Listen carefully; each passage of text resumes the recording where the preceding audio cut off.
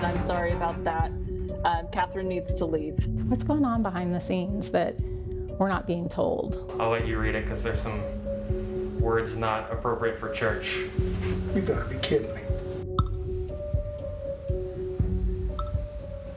Right now, the Salt Lake City School District is dealing with the fallout of a Fox 13 investigation we first showed you last night that revealed dozens of inappropriate messages sent between Salt Lake City school board members. So this evening, they have a meeting scheduled for 5:30 where the issue is expected to come up. Fox 13's Adam Herbetz broke the story last night and joins us in studio with what we can expect moving forward.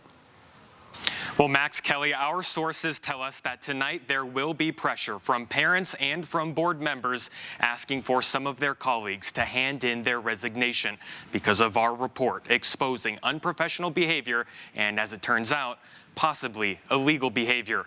Last night, we showed you messages like this one from board member Catherine Kennedy to board president Melissa Ford. Quote, "You promised me.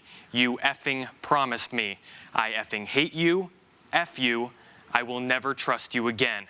You are not trustworthy." All of this sent privately during a public board meeting because Catherine Kennedy was upset it did not end on time. On what we're talking about, But I'd like to end this meeting now.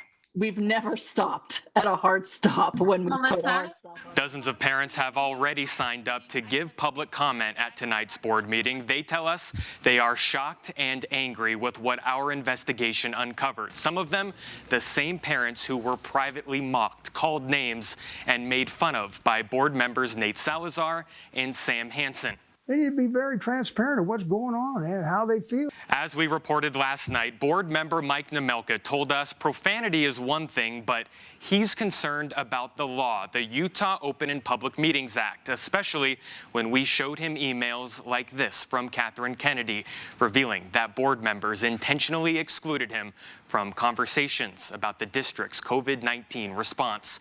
He says tonight he's going to call some of his colleagues, quote, dishonorable individuals. They ought to know the law, and they're supposed to have training on the law. And the law is pretty clear that if you're going to have people get together, no matter how, whether it's on chat or Zoom or whatever, that's an open meeting.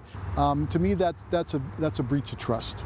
Today, we reached out to the State Board of Education, which sent us the following statement, quote, "We have no comment on the behavior of individual members of a locally elected board.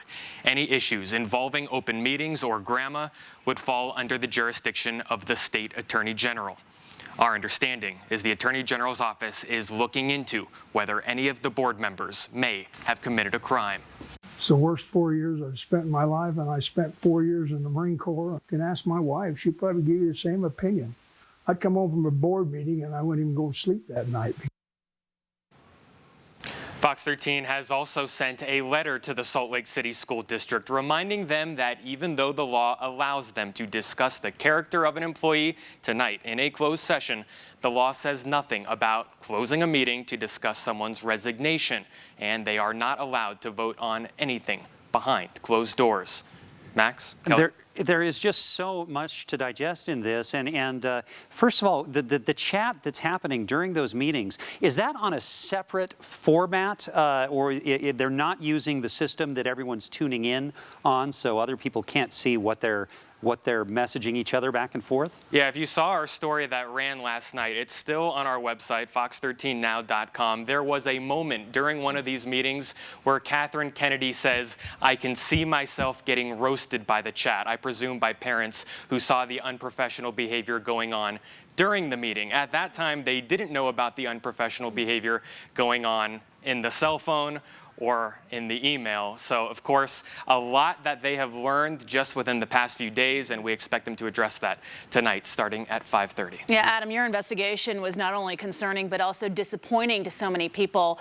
You mentioned that board meeting tonight. Will parents have the option? Are they able to speak their minds? How long are we expecting this school board meeting to go on tonight? There is a item in the agenda allowing parents to sign up for public comment. There are very specific instructions instructions on how to sign up. You have to send an email to one of the employees within the district, but we have information on how to do that on our website, fox13now.com. The school board definitely feeling the pressure tonight. Adam, thank you. We will be following tonight's meeting very closely.